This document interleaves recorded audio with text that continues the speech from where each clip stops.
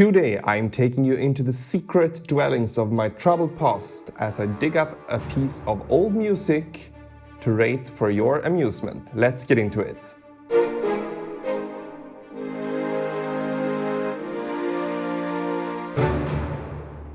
Hello, my name is Adam Hesselbom. I'm a musician and composer based in Malmö, Sweden.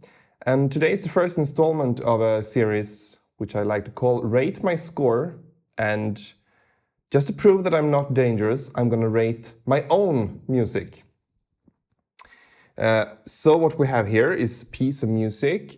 It's from, I think, 2017-18. And it's one of my first endeavors in scoring to picture. So just to take you back, I had been writing music for a long time, but I was always writing using sheet music and notation software. I had just discovered that scoring films might actually be a very good fit for me. So I wanted to practice, of course. So what we have here is actually the score to one of our vacation movies. And I can recommend this as a means of practice because you really need moving picture to practice to. And if you can't find it, make it yourself. I was completely new to using a DAW. I was completely new to using software instruments, and what you will hear here is the Composer Cloud from a company called East West. So it's very high quality instruments, but I really didn't know how to use them, and you will hear it. Okay, enough with excuses, let's play the music.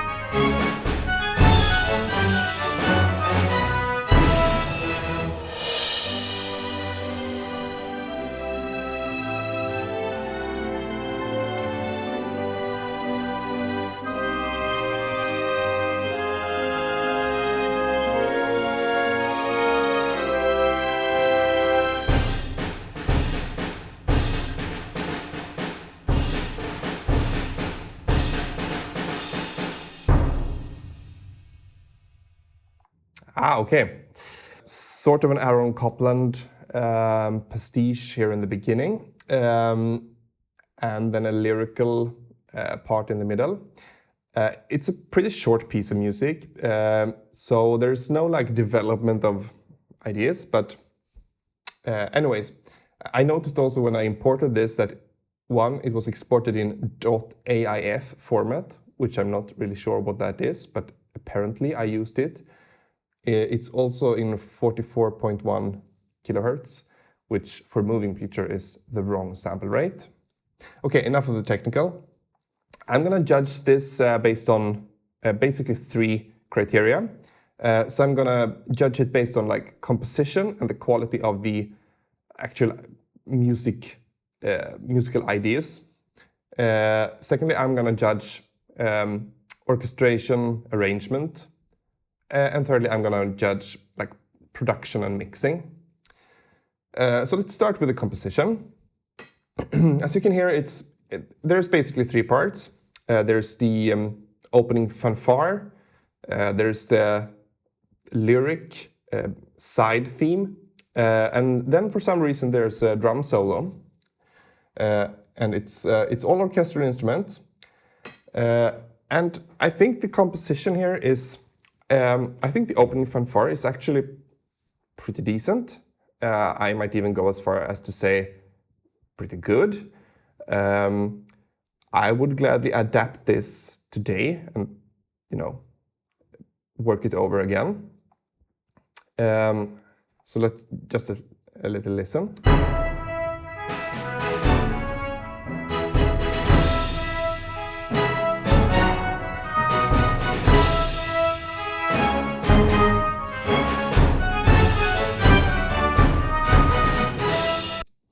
Yeah, so I like that melody, and I like the harmonies that goes with it, and I especially like the odd meters.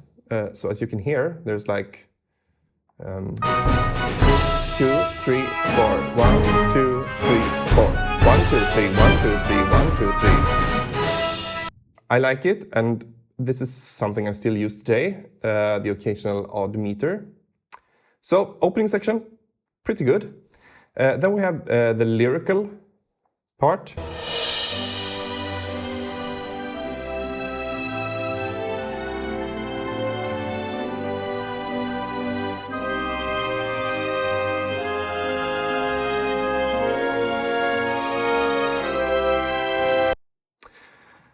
I like this too. I don't think it's as good as the first part, but I think it's decent. Maybe a little stale melody-wise. I think the harmonization is pretty good. What troubles me though is that it doesn't really fit with the first part. So when the transition here is a cymbal. It feels like you go into a completely different piece of music, so I don't think they fit together. So that's a big minus in the score, I think. Then the third part is the drum solo.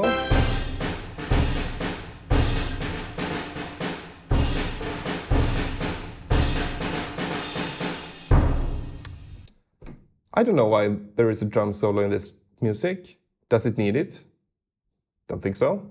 I can imagine that I needed something to happen right after this drum solo in the picture, but I didn't plan my music well enough, so I ended up having a few bars that I needed to like fill with something, and I just made a drum solo. Now I am more experienced, and I know that you need to plan your music so it aligns with the picture and it ends where it should. I think this ended too soon, and I filled out the gap with some drums, and a little bit weird. So, but okay, composition-wise, I think pretty good.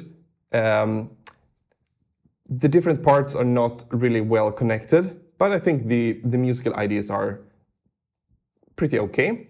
Like I said, this is 8 years ago maybe, and I'm 36 now, so I was maybe 28. So that's not like a juvenile crime. All right. Second, let's talk about the orchestration, and I think here there is a lot more to be wished for.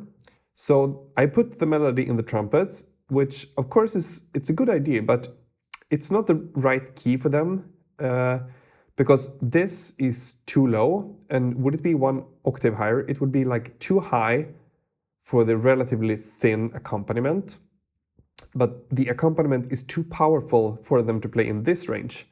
So I think what I've done here is to layer them with flutes in octave, which is okay, but it's the opening theme. So I could have done better and, just change the key so it would fit the trumpet better and have a real nice opening fanfare.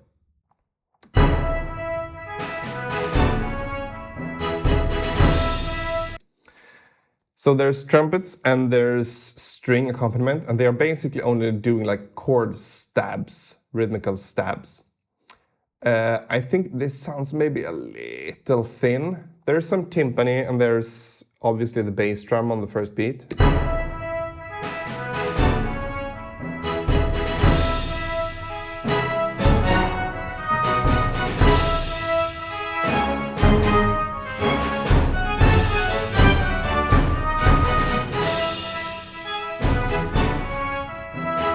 Yeah, and then I added the piccolo flute for the reprise, which is like the oldest trick in the book, and it doesn't really work because I should have done more with the accompaniment, I think. So I think it's a bit weak orchestration-wise. If I were to do this today, I would have done it differently and add more like flourishes. The B part.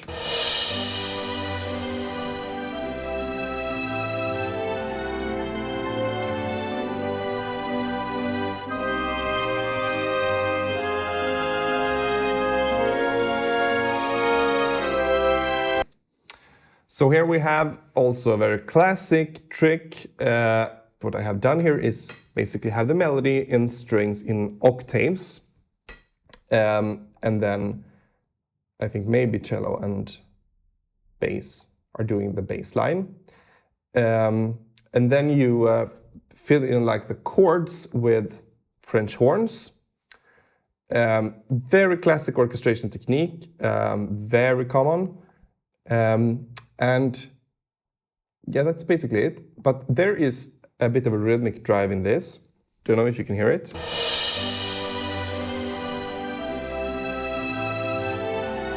Which is the harp. The harp is going la ta ta ta ta ta ta ta ta ta ta to add some rhythmic texture, and I think this is a very poor choice. But basically, what I think I have been tricked here, because when you're using a DAW and software instruments, you don't realize how. I mean, harp is not a very loud instrument. So if you have a harp playing this like rhythmic, you will barely hear it. You hear it well here because it's software, you know. It should be in some other instrument. Then the woodwinds come in for the second part here.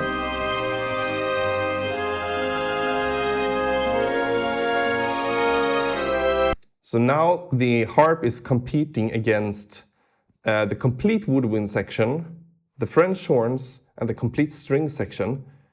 Bad choice. And then we have the ending.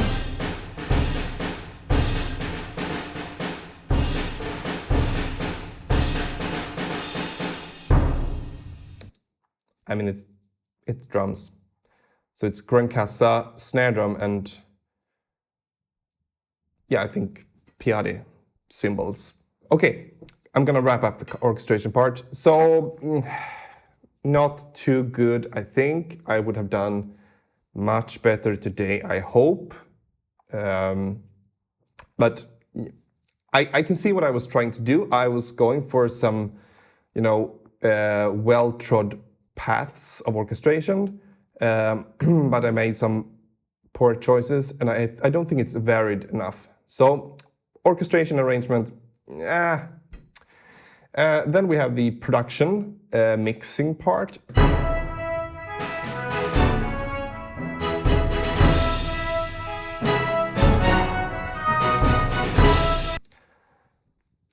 So, when you play software instruments, if you don't know, what most people do, I think, is you play them in using a MIDI keyboard, but then you have to edit them a lot.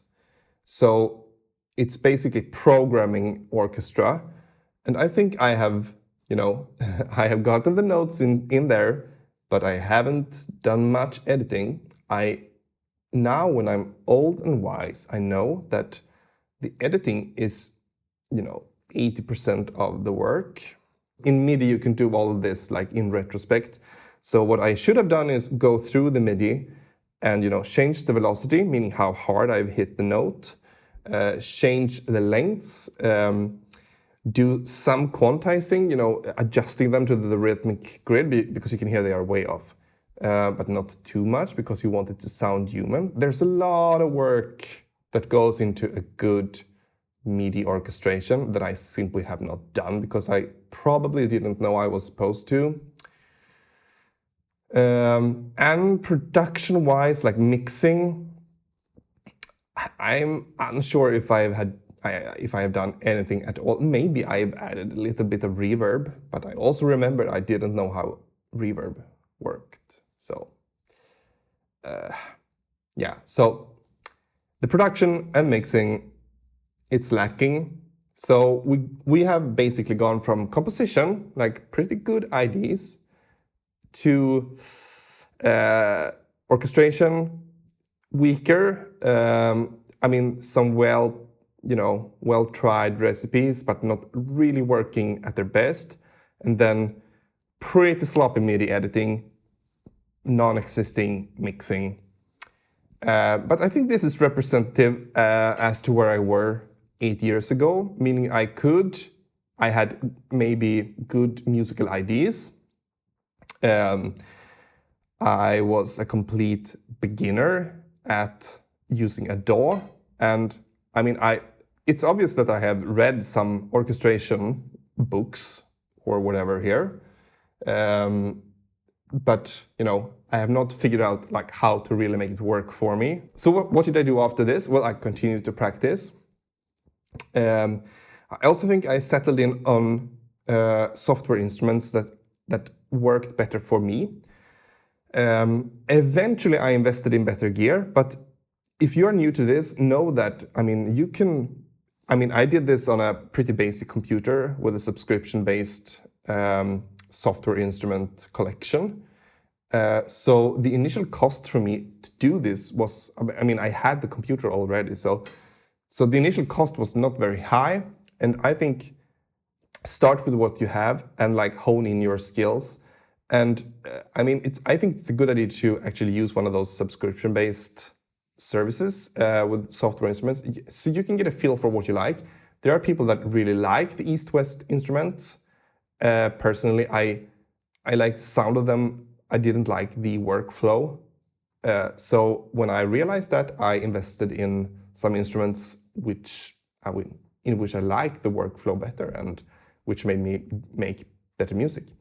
But start with what you have and practice. Remember that software instruments are instruments, and what you do with instruments, you practice your instruments, right? So, was that too hard on myself? Or maybe too soft? Maybe too kind? Let me know. If you think this is fun to watch, then hit like. If you like what I do, hit subscribe. And do you want me to rate your score? Then get in touch, write in the comments, and I will set something up for you.